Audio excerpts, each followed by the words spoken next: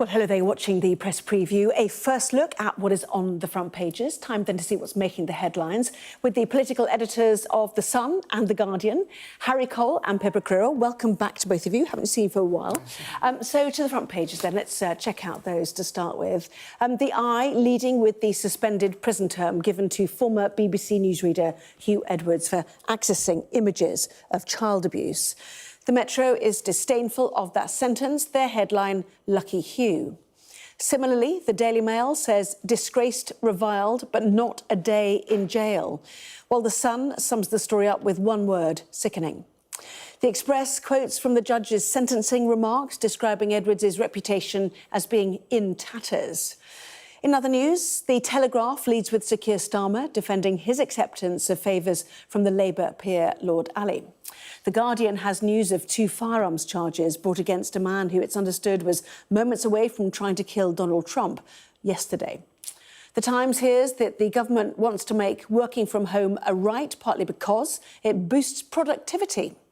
Well, the Financial Times reports that the EU is poised to offer €40 billion worth of loans to Ukraine after a similar attempt by the G7 nations to provide aid using frozen Russian assets failed. And according to The Star, Donald Trump's running mate JD Vance has said their campaign is willing to make up stories, such as the ones about Haitian immigrants eating pets, in order to get their point across. Well, don't forget, scan the QR code that you'll see on screen during the programme to check out the front pages of those papers. While you listen to our guests, let's head straight to Harry and Pippa. Lovely to see you both anyway. Evening. But, you know, a day dominated by a story that was, to be fair, driven by The Sun, your front page sickening. Does this give justification, do you think, for The Sun and its initial reporting of this? Absolutely. The modus operandi used in this pretty horrifying court revelations today are very, very similar to the exact original story which we ran just over a year ago of a very powerful person in a unique position of trust using social media and his vast wealth to contact and manipulate people into providing him with some of the most depraved possible things you could do. The money exchanging hands, the buying people of trainers, the way he sort of approached people on Instagram and various things. It was all there. And this is nothing new, though. You can read it across it. My brilliant colleague Scarlett Howes is leading the charge of this, our brilliant news desk. You know, these tip-offs were coming in 2018. You know, 2018. Were you sitting on this story since 2018? It's a public interest thing. You know, the level we needed to get to as a news organisation, and we took some hell of a lot of flack for that initial story, was breached by that original story. But that was not the first time Huw Edwards came across our radar using this exact tactic of being very underhand, using an elite position, a position of trust at the BBC, to you know, essentially be a predator. So why, if you had first had a tip-off about this, you were sitting on this story since 2018, did your editor decide to withhold his name at the beginning, which led to all sorts of BBC presenters having to defend themselves? At the beginning of the story, it was about the failures of the BBC to take seriously the concerns of a working-class, sun-reading parent family who had tried everything they could to contact the BBC, to try to raise the alarm about this powerful person, and they were ignored. So the initial story was about the failings of the BBC to take seriously, very serious, and look how serious they are, allegations about one of their star performers. Obviously, for legal reasons, for privacy reasons, you know, the press is essentially, in the modern age, post-ECHR, post-Leveson, post-various things, fairly shackled in what they can do. The libel laws are on the side of the powerful in this country. There is no doubt about that, and Pippa would agree with. There are stories that we know are true, but have been unable to get out there. I presumed, and I think a lot of us presumed, that Huw Edwards would just quit when this story was, you know, if he had any decency, any shred of decency, he would have just resigned rather than put his colleagues through that. That wasn't on us, that was on Huw Edwards. So I think there's a lot of people who, we can get into this later, but there's a lot of people who rush to defend their friend. I won't go through the names and list of people, they know who they are, and they should hang their heads in shame, frankly, tonight on the back of this sentencing. But it's a very delicate process, but I think we utterly did the right thing. I think Victoria Newton, our editor, and our brilliant team of reporters, and I can't claim any credit for it, have been hugely vindicated tonight, and a bad person, frankly, should be in jail, but isn't. Well, much of the coverage does dwell on that. Hugh Edwards in the Eye avoids jail over images of child abuse. The Daily Mail as well, if we have that, making the point that he's not spending one day in jail. We learned that he has been in hospital for the entirety of the time since his initial appearance in court. The fact that this was held back in a magistrate's court is surprising. This would normally go to a Crown Court. But the fact that he's not in jail would be typical for a first offence like this, is what experts have said. Yes, so, I mean, there are various factors under the sentencing guidelines which the judges have to follow that they would have taken into account. And normally an offence like this would be somewhere between, the starting point would be about a year in jail, and they would move to either 6 months to 3 years, a 3-year period. And then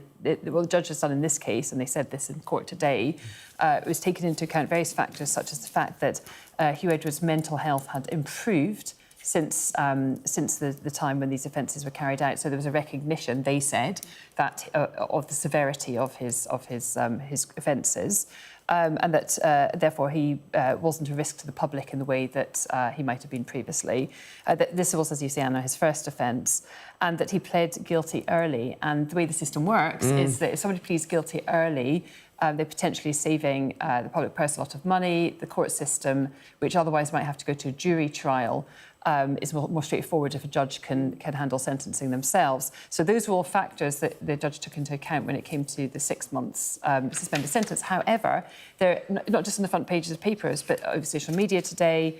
Lots of people in public life are kind of at best sort of questioning, and at worst sort of at the most extreme outraged by the fact that Hugh Edwards has received a suspended sentence for for some of these offences, but it is the way the system works, and currently the judges have to work within the framework that they've got. But the point is, everyone's pointing out, well, what about all the UK rioting? Those people who made insightful, hateful comments online, who are now actually in jail. The what does it take to get to jail question mark about this. So I think it will open up that question. If you look at some of the mitigations as well, that in fact he felt bad because he didn't go to Oxbridge. I mean, Crimea. That was his mitigation. Crimea. No, that was the thing they submitted for reasons his defence. Which, I mean, Crimea River on that one. Look, I do think people will be slightly baffled when you drill into the details of this, of some of the horrific things that were read out in court today. Some of the videos that he was looking at was 7 to 9 years old. 13 to 14. It is fairly. He did subsequently say, "Don't send me underage." Yeah, but he did also say, "Wow, amazing," and a lot more expletives. And says he doesn't necessarily remember a lot of this because he was taking prescription and other medication at the time, and he was aggrieved that his family hadn't called him out on it. I mean, some of the testimony was very interesting. I think the court of public opinion will have something to say on that rather than the court. No one's suggesting that the guidelines weren't followed in the court today, and the sentencing guidelines. I think the anger is.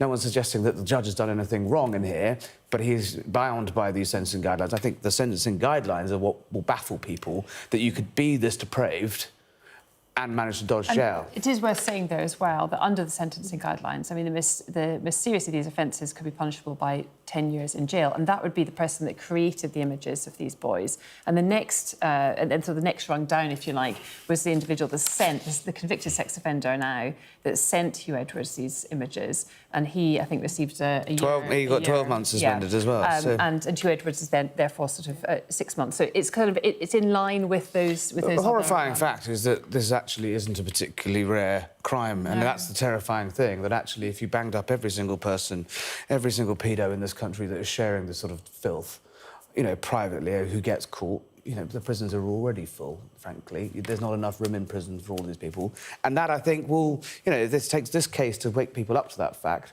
Then some slither of good can come from this. But right now, it just feels like a slightly jarring end to a really quite grim tale. Yeah, Lucky Hugh, the Metro there, and the Daily Express, quoting the judge, or the magistrate, rather, your reputation is in tatters, which is, the end sum up of, as you said, something you were hearing about since 2018. I wonder if we've got time to do Trump or not. Do I wait until the next part of our programme?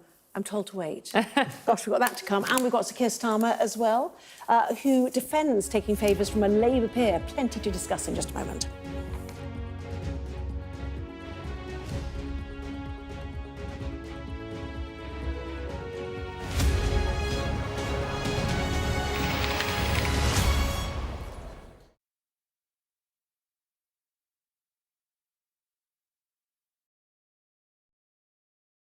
weeknights on Sky News. This is your chance. Tell people. Welcome to the Politics Hub. Our police force has apologised. If you want to find out about Grimsby, you come to the docks. I'm live in Jerusalem. Are you not concerned that that could lead to all-out war? Hello there, good evening. There are fears of an upsurge in violence. What's at stake here? You are watching the press preview, a first look at the front pages as they arrive.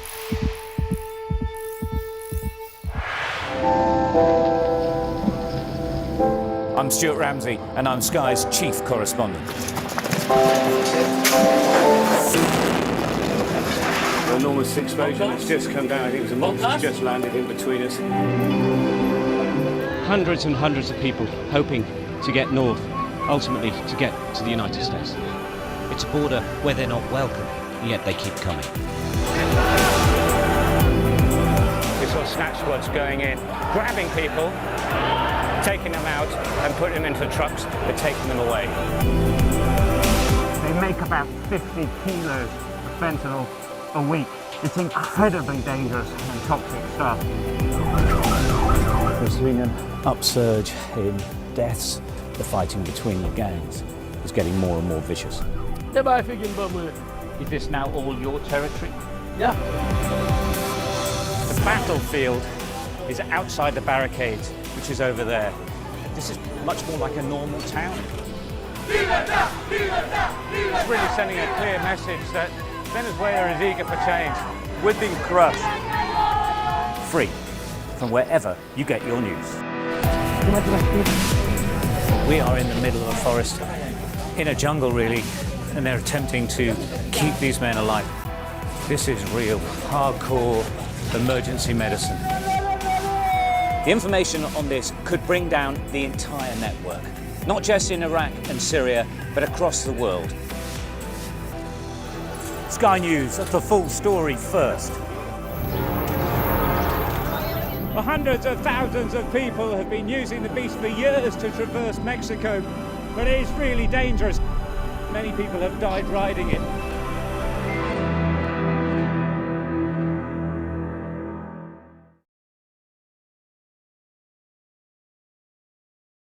Our app gives you the very best of Sky News wherever you are.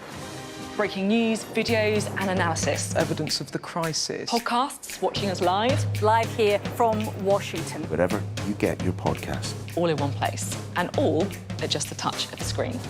The Sky News app. Get the full story first.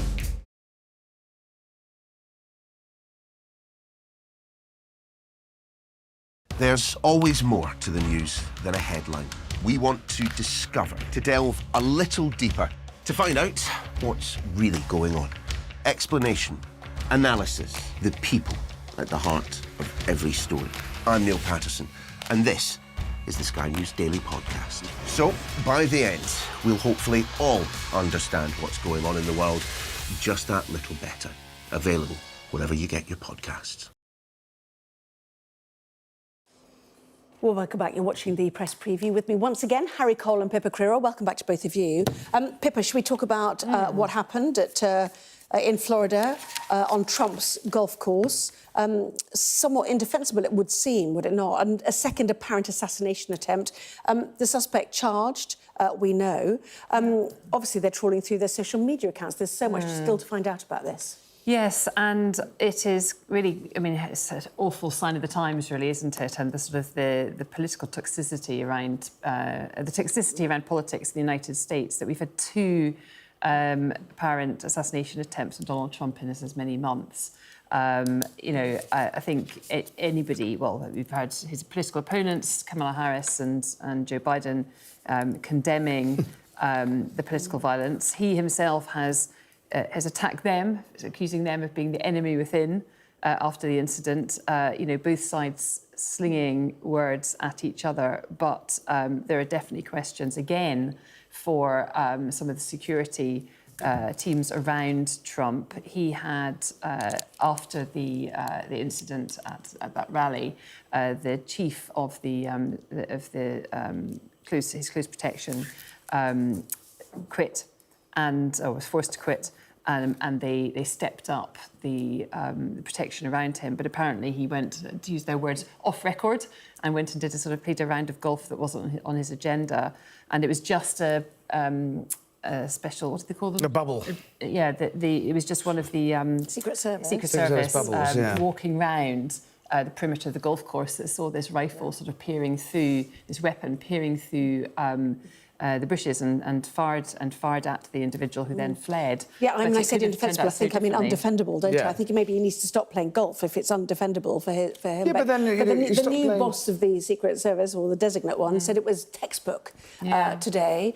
Yeah, but Proved it had nonetheless... proved it had gone well. Yeah, but Yeah. you stop playing golf. You stop him going speaking to people in public. He has to do everything behind a glass screen now. It shouldn't have to be that way. By this rate, by the end of the campaign, he's going to be in a Joe Biden-style sort of COVID basement for the campaign. If they can't protect him, they need to massively up his security. And they admitted on television at a press conference last night that if he was a sitting president, he would have a lot more protection. They would be able to completely shut down the areas around him, but they don't. They're still working on a budget. Well, tonight they said that Joe Biden had said he wanted the highest possible protection for both Kamala Harris and Donald Trump, Yes. and that was provided, and Donald Trump does feel safe, is what he has said, and thanked the Secret Service agents for protecting him. Meanwhile, the Daily Star picking up on what was said by Trump in the debate, which is about the migrants eating cats and dogs. What do we learn from J.D. Vance? Well, J.D. Vance has given a perfectly fair interview where he's basically said, the media are against us, so we have to be a little bit more,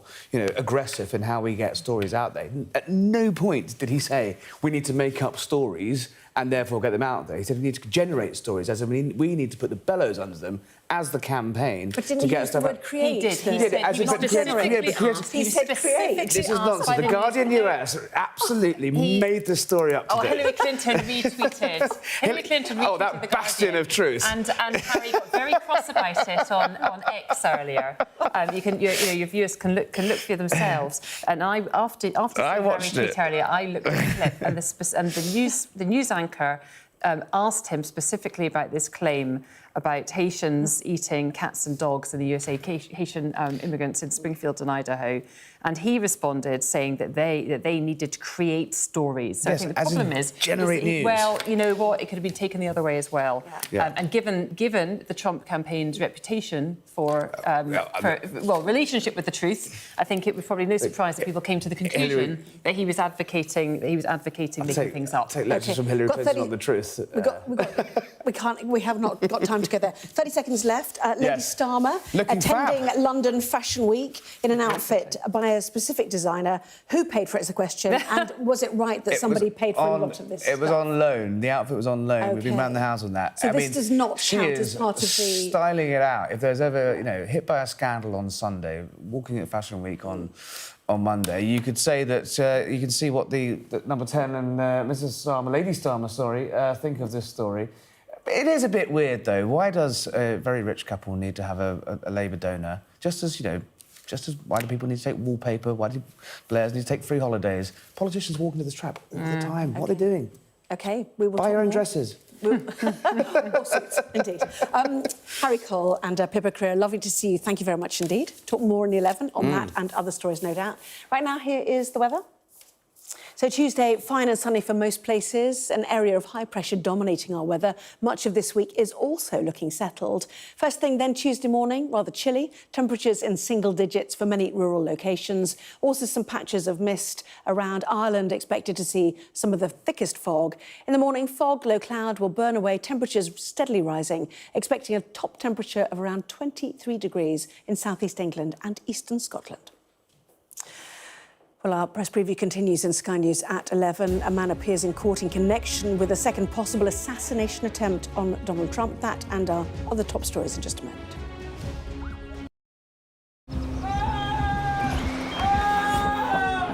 The most significant day of this conflict. They keep telling us that they want aid. And this is what's left of it. Heavy vehicle. Why only in America? People want their country to work. You want a job in a normal life. Why are these homes empty? I want you to be honest with people. That has happened within minutes. Sky News, the full story first.